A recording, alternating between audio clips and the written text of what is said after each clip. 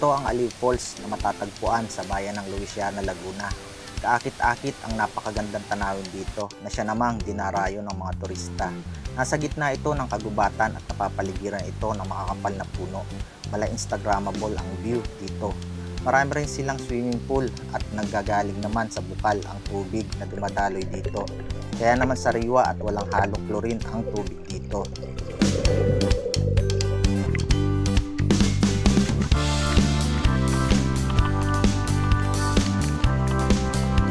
Sariwang hangin din ang malalanghap ko dito dahil sa makakapal na puno at halaman na nakapaligid dito.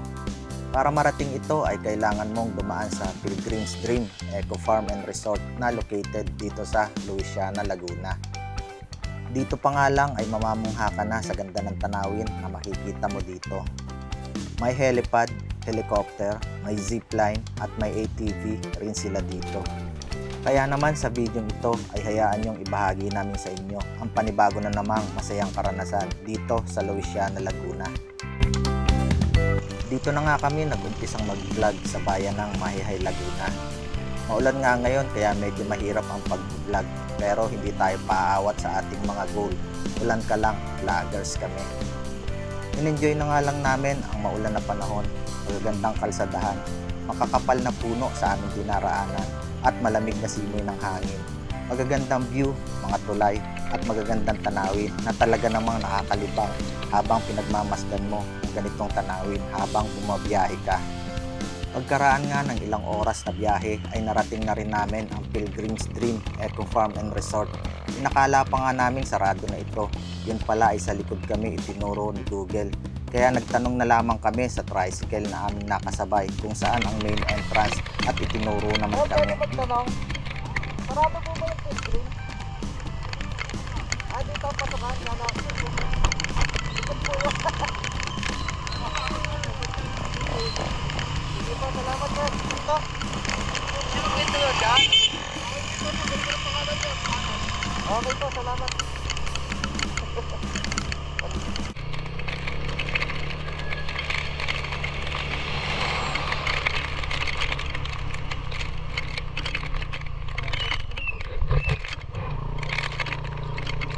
Salamat po.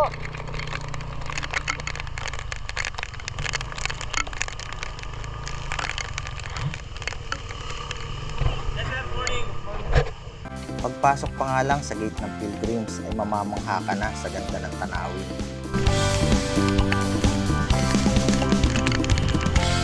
Dumiretso na nga kami sa information para makapag-inquire kung ano ang mga dapat bayaran. Hi ma'am, good morning. Nag-i-inquire lang po kami. Yes po. 200 pesos nga pala ang entrance fee dito pag Monday to Thursday at 300 pesos naman pag Friday to Sunday. Meron nga rin pala silang tables and chairs dito na nagkakahalaga mula 300 to 1,000 pesos. Table and chairs. Malapit lang ba dito yung pool? Yung ano, yung... Waterfalls. Oo. 1.2 kilometers. May lalakad pa? Malayo pa po. Ay, malayo pa pala, umuulan pa. So, may lalakarin pala tayo, 1.2 kilometers. Ano yun, may tour guide o wala na? Pwede naman po walang tour. Pwede. So, May may guide na lang namin kayo sa map po. okay. One way lang po yung dadaan. one way lang? Sige po. Sige, thank you. So, bala hintay lang namin yung update. Tapos, Antay lang po kayo ng update. Kasi update ko po kayo kung pwede na po sa falls. okay, sige. Sir, have a seat po muna. Thank you. Habang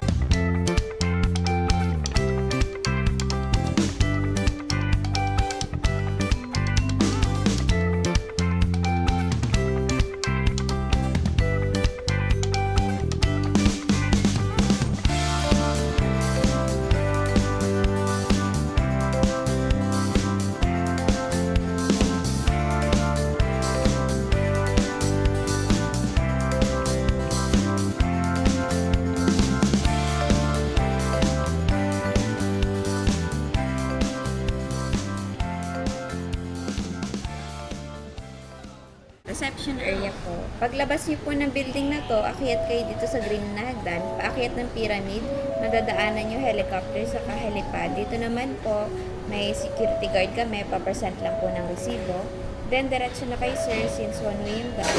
Yung mga signages po, Dream Falls, doon po kayo pupunta. Baba po kayo dito, 35 step na hagdan. Waterfalls na po. Until 5 lang, sir, sa waterfalls, CR lang po available. Ang shower po at resto, dito lang po sa main building. Then, remind ko lang, sir, sa waterfalls po, hindi pa po advisable na mag-swim doon since malakas po yung current ng tubig. So, yung available lang po is yung pool area na katabi niya. Any Okay. questions? Thank you, ma'am. Okay. So, mga idol, bibili muna tayo ng pagkain. Dadalhin natin ito kasi may lalakarin tayo mga 1 kilometers. So, bili muna tayo ng pagkain dito bago tayo pumunta doon kasi wala tayong mabibilihan.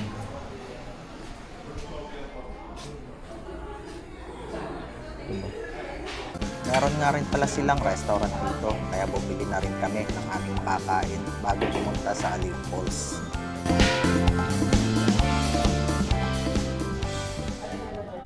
So mga idol, baba muna tayo. Nagpaluto ako ng beef tapa saka pork tocino. So mga 20 minutes daw. 20 to 30 minutes hintayin natin. Magkano yun, sir? Sa akin. 540 po, sir. 540. Yes po. So ito po. So mga idol, papunta na tayo dun sa swimming pool.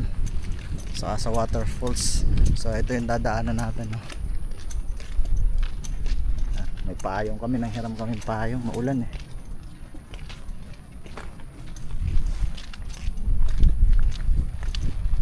Ang ganda ng view. Maulan nga lang, sayang. Ito yung dadaanan natin, mga idol. Bale 1.2 kilometers daw yung lalakarin natin. Medyo malayo-layo. Mataas to. Naakit natin. Ulan.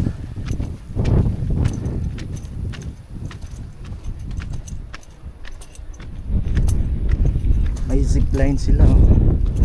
Punta dun.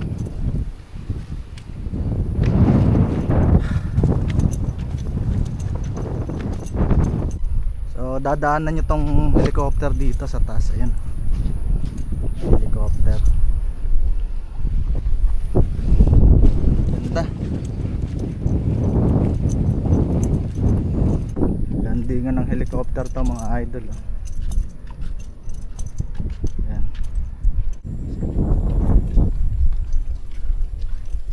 Grabe, maulan tong lakad natin ngayon.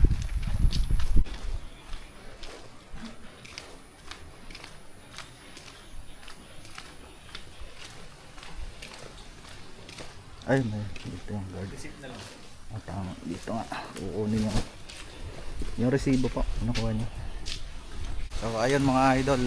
Pag dinaanan nyo to, ipe-present nyo yung resibo, yung pinagbayaran nyo. Tapos, dire-diretso lang to.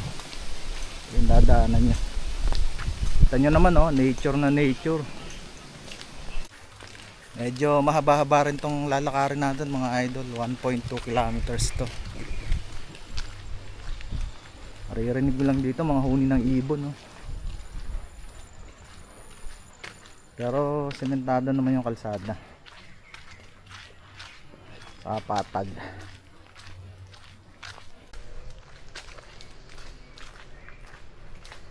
So, mga idol, daming uwak doon, no? Liliparan, lalaki. Maulan, papayong kami. Basa yung mga gamit, mga damit. Pagkaraan nga ng 15 hanggang 20 minuto na paglalakad ay narating na rin namin ang pinaroroonan ng Aliw Falls at talaga namang namangha at naaliw kami sa ganda ng tanawin dito.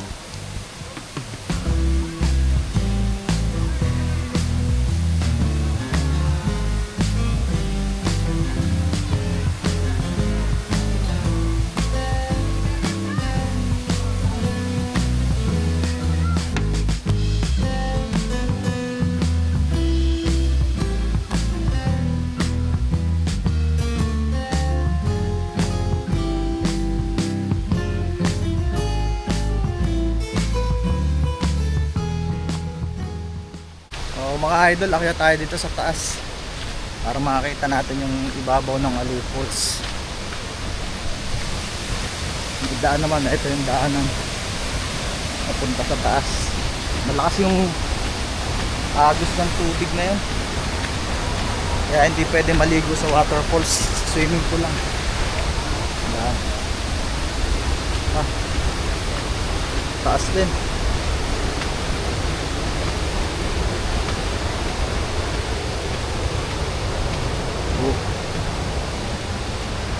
Dito na tayo sa ibabaw.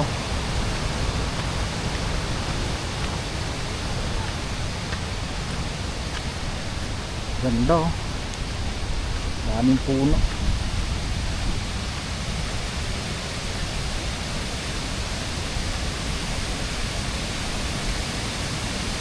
Ay, maganda. Ganda dito.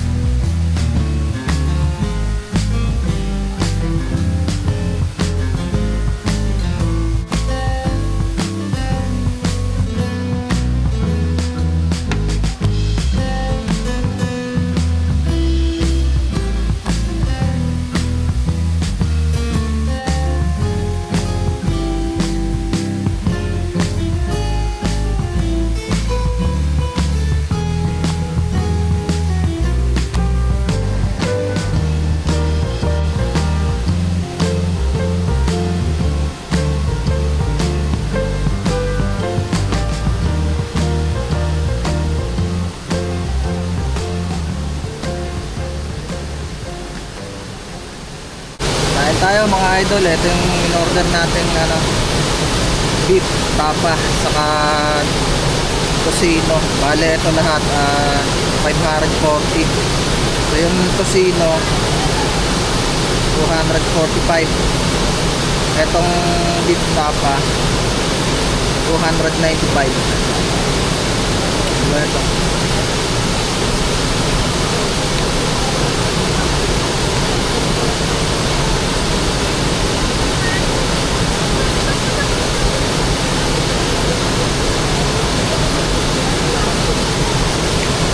So yung ganitong cottage 300.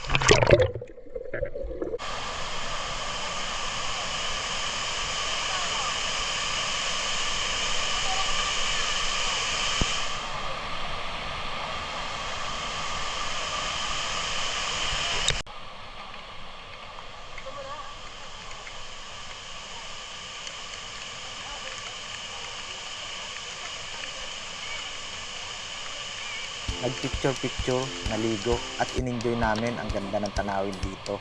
At pagkatapos ay umuwi na nga rin kami. So mga idol, pauwi na kami. Ang ganda ng waterfalls dito sa Aliw Falls. Malamig yung tubig. Marami na rin swimming pool dito.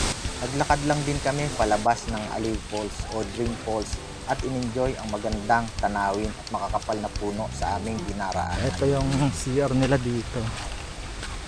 Ang ganda.